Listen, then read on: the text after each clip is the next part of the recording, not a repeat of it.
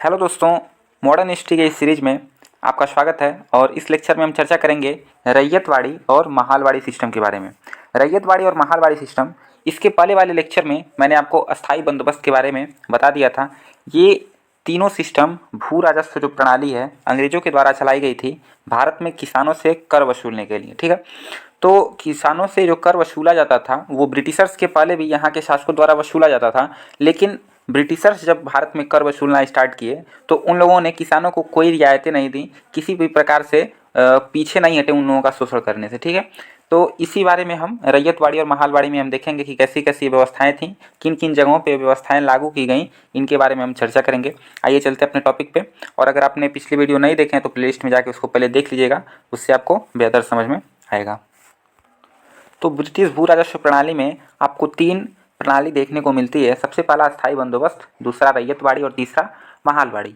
अस्थाई बंदोबस्त के बारे में मैंने पिछले वीडियो में आपको बताया था, यहाँ पे थोड़ा सा रिवीजन करा देता हूँ। अस्थाई बंदोबस्त जिसमें क्या होता था, कंपनी और किसानों के बीच एक मिडिलमैन जमींदार रहता था। किसान से जमींदार टैक्स को वसूलता था और ले जाके कंपनी को देता था, जिसके बदले कंपनी जो है जमींदार को कुछ हिस्सा देती थी। ठीक है, तो ये अस्थाई बंदोबस्त था। अस्थाई बंदोबस्त इसका नाम क्यों था, क्योंकि इसमें जो टैक्सेशन था, जो कर था, वो अस्थाई था। जो जमींदार थे, यहाँ पे समझिए, ये जो जमींदार हैं इनको अस्थायी रूप से कंपनी को कर देना था। अर्थात कंपनी ने फिक्स कर दिया था कि जमींदार हमको इतना कर देंगे, लेकिन जो जमींदार थे वो किसानों से अत्यधिक कर लेते थे। ये जमींदार किसानों से अत्यधिक कर लेते थे ताकि वो अपना व्यक्तिगत लाभ ले सकें। ठीक है, ये जो व्यवस्था थी बंगाल, वाराणसी और उत्तरी कर्नाटका में लागू की गई थी।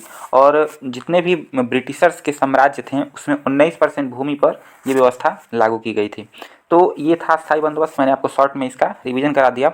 अब आइए हम चलते हैं अपने ये जो हमारा टॉपिक है रैयतवाड़ी, उस पर।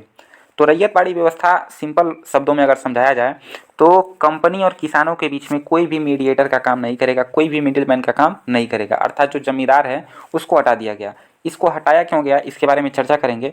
इसको रैयतवाड़ी लाने का उद्देश्य क्या था अंग्रेजों का? सबसे पहला उद्देश्य अधिक कर प्राप्ति। अधिक कर प्राप्ति कैसे होगी? चूँकि आप जानते हैं जब जमींदार थे तो जमींदारों से तो जो अंग्रेज थे वो एक अस्थाई कर लेते थे, एक निश्चित कर लेते थे, लेकिन जमींदार किसानों से अधिक कर वसूलते थे, जिससे कि जमींदारों को अधिक से अधिक लाभ होता था, लेकिन कंपनी जो थी उसको तो एक निश्चित आय ही मिल रही थी। तो कंपनी ने ये सोचा कि क्यों ना हम खुद किसानों से जाके कर को वसूलें, जिससे कोई हमको अधिक से अधिक लाभ होगा। ठीक है, दूसरा जो है कृषकों को लाभ हुआ। कृषकों को लाभ कैसे? अब कृषकों से अगर जाके कंपनी धन वसूलेगी, कर वसूलेगी, तो उससे निश्चित ही वसूलेगी, एक निश्चित धन वसूलेगी किसानों से, तो उससे किसान भी निश्चिंत ये रहेंगे कि हमको इतना ही कर देना है। जैसे जमींदार जो थे वो अधिक से अधिक कर वसूलते थे, लेकिन कंपनी एक निश्चित कर वसूलेगी, इसीलिए इससे कृषकों को भी लाभ सोचा गया कंपनी के द्वारा, चूँकि ये कंपनी के उद्देश्य हैं इन दोनों को प्राप्त करना। अगर इसकी बात किया जाए तो 51% भूभाग पर, पूरे जितना भी ब्रिटिशर्स का साम्राज्य था भारत में, 51% भाग पे ये रैयतवाड़ी सिस्टम लागू की गई थी। अब आइए हम समझते हैं रैयतवाड़ी के बारे में थोड़ी सी इंट्रोडक्शन, जो कि आपके एग्जाम के पॉइंट ऑफ व्यू से इम्पोर्टेंट हो सकता है। रैयतवाड़ी व्यवस्था 1792 ईस्वी में इसको कैप्टन रीड के द्वारा लाया गया था। 1792 ईस्वी में कैप्टन रीड के द्वारा, कहाँ पे? 12 महल। ये 12 महल मद्रास में है। मैंने आपको जब तृतीय आंग्ल मैसूर युद्ध बताया था तो उसमें मैंने आपको बताया था जब टीपू सुल्तान हार जाता है कंपनी से तो उसको अपना आधा राज्य देना पड़ता है। ठीक है, आधा राज्य कंपनी को देना पड़ता है, जिसमें से 3 बंटवारे लगते हैं, मराठों के, निजामों के और कंपनी के।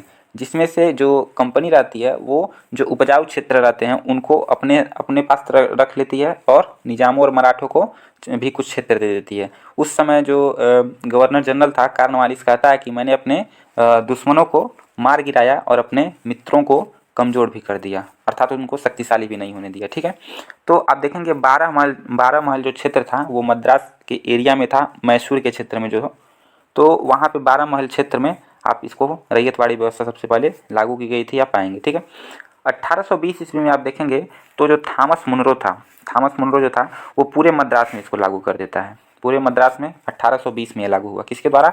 थॉमस मुनरो के द्वारा। ये आपके ऑब्जेक्टिव क्वेश्चन बन सकते हैं। ठीक है, अब आगे देखिए, उसके बाद बम्बई, पुणे और असम, ये कुर्ग भी है। ठीक है, यहाँ पे आप देखेंगे कुर्ग भी है, असम भी है और बम्बई भी है। तो इन सारे एरियाज़ में आप देखेंगे ये रैयतवाड़ी व्यवस्था लागू की गई थी। एक तरह से आप कहें तो दक्षिण भारत में व्यवस्था अधिक कारगर सिद्ध हुई। ठीक है, प्रारंभ में जो उत्पादन का 1/3 भाग होता था वो कर के रूप में अंग्रेज लेते थे, ठीक है। अर्थात अंग्रेज जाते थे किसानों के पास और जितना भी उत्पादन हुआ रहता था उसका 1/3, जैसे मान लीजिए अगर 100 रुपये का उत्पादन हुआ तो 33 रुपये अंग्रेज ले लेते थे, ठीक है। तो इस तरह अंग्रेज जो है 1/3 कर वसूलते थे, लेकिन 1855 में आप देखेंगे 50% तक कर दिया गया। अर्थात जितना भी आप उपजा रहे हैं उसका आधा भाग कंपनी को टैक्स के रूप में, लगान के रूप में दे दीजिए, ठीक है। तो ये भी व्यवस्था उतनी कारगर सिद्ध नहीं हो पाई क्योंकि इसमें लगान की जो दर थी वो बहुत उच्च थी। 50% आप ये समझिए कि 50% तो कंपनी ले गई और 50% में उसको अपना परिवार चलाना है किसान को, और उसी में से जो नेक्स्ट सीजन की जो खेती है उसको भी करना है, ठीक है। अर्थात 50% जो बचा हुआ है उससे अपना परिवार भी चलाए और उसके बाद जो खेती है उसके लिए फसल भी खरीदे, ठीक है। तो ये था रैयतवाड़ी व्यवस्था के बारे में कुछ इंट्रोडक्शन। ये व्यवस्था क्या थी इसके बारे में थोड़ी सी और जानकारी ले लीजिए। मैंने आपको बताया कि किसानों और अंग्रेजों के बीच जो है वो जमींदार जो है अब उपस्थित नहीं था, केवल कंपनी से जाके किसानों से कर को वसूलती थी, ठीक है।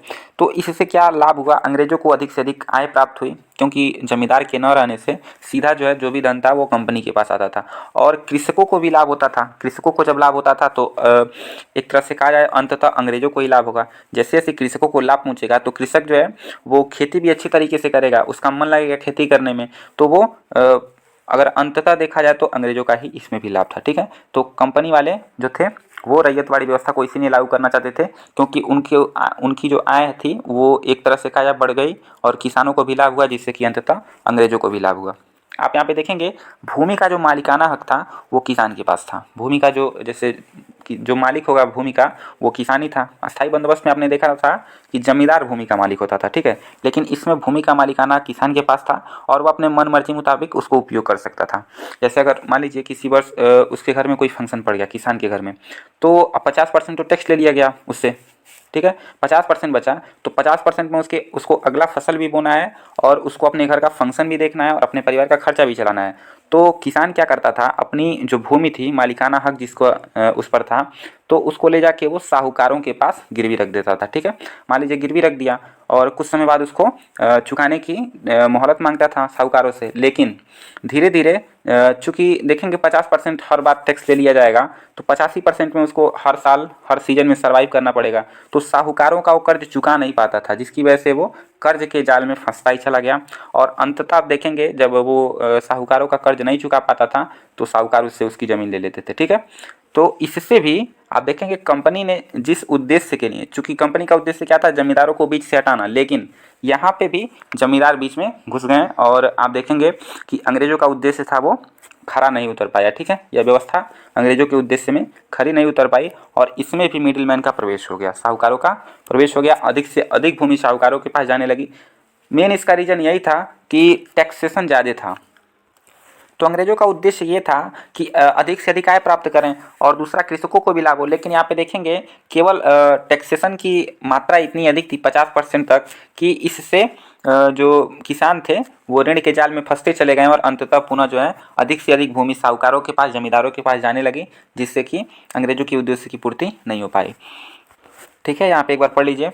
लगान की दर बहुत अधिक होने के कारण किसान ऋण में फंसते चले गए और अंततः अपनी ज़मीन ऋण देने के वाले को, जमींदार को देना पड़ता था। मतलब जो भी उसको ऋण देता था, किसान को जो ऋण देता था, जब वो ऋण नहीं चुका पाता था किसान तो उसको अपनी ज़मीन देनी पड़ती थी, ठीक है। तो ये था रैयतवाड़ी व्यवस्था और इसके हानि भी थे, मैं आगे चर्चा करूँगा। अब मैं आपसे महालवाड़ी के बारे में थोड़ी सी चर्चा कर लेता हूँ। ये दूसरी व्यवस्था थी रैयतवाड़ी व्यवस्था, ठीक है, इसके बारे में आप समझ गए। अब महालवाड़ी के बारे में देखिए। महालवाड़ी व्यवस्था, वाड़ी व्यवस्था में आप देखेंगे शाब्दिक अर्थ इसका, तो महाल का मतलब गांव होता है, ठीक है। महाल का मतलब क्या होता है, गांव होता है। और गांव का जो मुखिया होता था वो इस टैक्स को वसूलता था और कंपनी को देता था। यहाँ पे देखिए, महाल गांव से सामूहिक रूप से लगान वसूल किया जाता था, ठीक है। गांव से जब सामूहिक रूप से, जैसे मान लीजिए एक गांव में 100 परिवार हैं तो 100 परिवारों से टैक्स वसूला गया किसी एक व्यक्ति के द्वारा और वह व्यक्ति उस गांव का मुखिया हो सकता है, तो उस मुखिया के द्वारा कंपनी को वो जाके टैक्स दे दिया जाता था, ठीक है। एक तरह से कहा जाए तो ये अस्थाई बंदोबस्त के जैसे ही था, लेकिन इसमें जो भूमि का मालिकाना हक था वो किसानों के पास ही था, जमींदार के पास नहीं था। अर्थात किसान अपनी ज़मीन को बेच सकते थे, ठेके पे दे सकते थे या फिर उसको गिरवी रख सकते थे, वो किसानों के हाथ में था, ठीक है। तो महालवाड़ी सिस्टम ये था कि किसी एक गांव का सामूहिक रूप से टैक्स को कलेक्ट करके किसी एक पर्सन द्वारा, किसी एक इंसान द्वारा ले जाके कंपनी को दे देना। ठीक है, ये था महालवाड़ी सिस्टम। आप इसको देखेंगे तो हाल्ट मैकेंजी ने 1822 ईस्वी में इसको सबसे पहले लागू किया था और पूरे जो ब्रिटिश साम्राज्य था उसके 30% भाग पर यह महालवाड़ी सिस्टम जो है वो लागू किया गया था। ठीक है, यह व्यवस्था अस्थायी बंदोबस्त के जैसे ही थी, परंतु इस व्यवस्था में भूमि का मालिकाना किसान के पास था और ग्राम प्रधान सामूहिक रूप से कर को वसूल कर कंपनी को दे देता था। मैंने आपको ये समझा दिया। अब लगान की जो दर थी, आप देखिए यहाँ पे उस समय व्यवस्था इतनी दुर्लभ थी कि लगान की जो दर थी वो 80% तक चली जाती थी महालवाड़ी सिस्टम में। अब आप ये बताइए, अगर आप उत्पादन कर रहे हैं और आपके, अगर मान लीजिए आप दिन भर में 100 रुपये कमा रहे हैं और कोई आके आपसे 80 रुपये छीन लेता है और 20 रुपये आपके पास रह रहा है, तो आप उससे क्या अपनी जीविका चलाएंगे। ठीक है, तो यही हाल उस समय किसानों की थी। किसान को इतना शोषण सहना पड़ता था। तो आप देखेंगे 80% तक कर वसूलते थे कंपनी। ठीक है, 1855 ईस्वी में ये कर जो है 50% तक भी गया था। 50% तक, अर्थात आधा उत्पादन कंपनी कर के रूप में ले लेती थी। अब आप ये समझिए कि जो महालवाड़ी सिस्टम थी, रैयतवाड़ी सिस्टम थी, अस्थायी बंदोबस्त था, ये तीनों सिस्टम जो हैं इसके क्या परिणाम रहे हैं। तो परिणाम यही रहे कि अधिक से अधिक किसानों का इसमें शोषण किया गया और आप देखेंगे तो फसल जो थी वो भी बर्बाद हो गई। जितने भी भारत में फसलें थीं उनका अच्छी तरह से, एक तरह से कहें, विकास नहीं हो पाया, चूँकि उनको किसी भी प्रकार का प्रलोभन नहीं मिलता था, प्रेरणा नहीं मिलती थी ताकि वो अच्छी फसल उगाएं। ठीक है, आप यहाँ पे देखिए, जमींदार और अंग्रेज दोनों ही अपने व्यक्तिगत लाभों के लिए किसानों का अधिक से अधिक शोषण करते थे। तो कृषि को बढ़ावा भी नहीं देते थे अंग्रेज और ये जमींदार, जिसकी वजह से कृषि का भी पतन हो गया और जो किसानों का शोषण जो हुआ वो तो हुआ ही। तो इन तीनों व्यवस्थाओं की जो अंग्रेजों के द्वारा लागू की गई थी कर को वसूलने के लिए, तो इन तीनों व्यवस्थाओं के कुछ दोष थे, उसके बारे में थोड़ी सी चर्चा करेंगे। जैसे यहाँ पे देखिए, अंग्रेजों की जो सबसे अधिक से अधिक धन को वसूलने की जो नीति थी, जो लालसा थी उन लोगों की कि अधिक से अधिक धन वसूला जाए इन लोगों से, किसानों से, तो ये जो उन लोगों की लालसा थी ये बहुत ही बड़ी भूमिका रही भू राजस्व नीतियों के दोष में। एक तरह से कहें तो इसको भू राजस्व नीतियों का दोष नहीं करके कि जो अंग्रेजों की लालसा थी वो एक तरह से दोष बन गई। ठीक है, आप देखेंगे अंग्रेजों द्वारा किसानों को कोई भी रियायतें न देना। रियायतें मतलब ये होता है, जैसे मान लीजिए किसी वर्ष अकाल पड़ गया या फिर बाढ़ आ गई, ठीक है, तो उस वर्ष कर में कमी कर देना या फिर कर न लेना, ये सारी व्यवस्थाएं लागू की जा सकती थी, लेकिन अंग्रेजों ने ऐसा कुछ नहीं किया। कोई भी रियायतें किसानों को नहीं दिया गया। ठीक है, इसी की वजह से आप देखेंगे आगे चल के तो बहुत अकाल की स्थिति भी उत्पन्न हुई, बाढ़ की वजह से बहुत सारे लोग मरे, अकाल की वजह से बहुत सारे लोग मरे। तो ये जो सारा गुस्सा था लोगों के अंदर इन सब चीज़ों की वजह से, यही गुस्सा 1857 की क्रांति में उभर कर सामने आता है और किसान जो है बड़ी संख्या में विद्रोह करते हैं। चूँकि भारत एक कृषि प्रधान देश था, इसीलिए किसानों की संख्या अधिक थी। तीसरा जो दोष है वो देखिए, लगान में बहुत सख्ती से वसूला जाता था। लगान को बहुत सख्ती से वसूला जाता था। आप जानते हैं जमींदारी व्यवस्था में एक सूर्यास्त का नियम था। मैंने आपको कल बताया था कि जिस दिन लगान को देना होता था कंपनी को, उस दिन तक, सूर्यास्त होने तक अगर कंपनी के पास लगान नहीं पहुंचता था तो जमींदारों से उनकी जमींदारी छीन ली जाती थी। इसी तरह किसानों के साथ भी था कि उनको टैक्स देना ही देना था किसी भी हालत में। ये नहीं कि 2 महीने बाद दे देंगे, 4 महीने बाद दे देंगे, कुछ नहीं। जिस दिन अगर डेट है कि देना है तो उसी दिन लगान देना पड़ता था किसानों को। ठीक है, तो इससे भी आप देखेंगे किसानों को अधिक से अधिक शोषण हुआ। चौथा जो सबसे, मुझे लगता है कि सबसे बड़ा रीजन, मिडिल मैन जो जमींदार थे वो अधिक से अधिक किसानों का शोषण करते थे और भू राजस्व पद्धति को एक तरह से कहें बिगाड़ने वाले या फिर उसको सतही तौर पे व्यवहारिक रूप से अच्छा न होने के लिए ये जमींदार वर्ग सबसे बड़ा जिम्मेदार था। जितना शोषण अंग्रेजों ने भारत के किसानों का नहीं किया, उससे कहीं अधिक शोषण इन जमींदारों ने किया। और आप देखेंगे, मैंने आपको बताया भी था कि जैसे ही हमारा देश आज़ाद हुआ तो जो पहला संशोधन किया गया वो यही किया गया कि जमींदारों को ख़त्म किया जाए, उनका उन्मूलन किया जाए। और जो पहला संशोधन था वो इनका जमींदारी उन्मूलन ही था। ठीक है, और चूंकि जमींदार इससे नाराज भी हुए तो वो कोर्ट वगैरह में जाने लगे कि हमको ऐसे कैसे ऐसे किया जा सकता है। तो इसीलिए इस जो संशोधन को 9वीं अनुसूची में डाल दिया गया। 9वीं अनुसूची मतलब उस पर कोई भी विधिक रूप से चर्चा नहीं की जाएगी। ठीक है, तो ये था तीनों भू राजस्व नीतियाँ और मैंने आपको एक एक करके सारे को तीनों को बता दिया। अब आप चाहें तो इसका स्क्रीनशॉट ले सकते हैं। मैं पहला जो पेज था वो भी दिखा देता हूँ आपको। ये आप स्क्रीनशॉट ले लीजिए और इसका आप नोट्स बनाते रहिएगा। और अगर आप चाहते हैं कि अगला वीडियो जो है जिस टॉपिक पे आए उसको कमेंट करके बताइएगा। आई होप आपको तीनों व्यवस्थाएं समझ में आई होंगी, अस्थायी बंदोबस्त, रैयतवाड़ी और महालवाड़ी। एक रिवीजन करते रहिएगा और जैसा भी हो कमेंट करके बताइएगा, फीडबैक दीजिएगा। धन्यवाद। वीडियो को ज़्यादा से ज़्यादा शेयर कीजिएगा। धन्यवाद।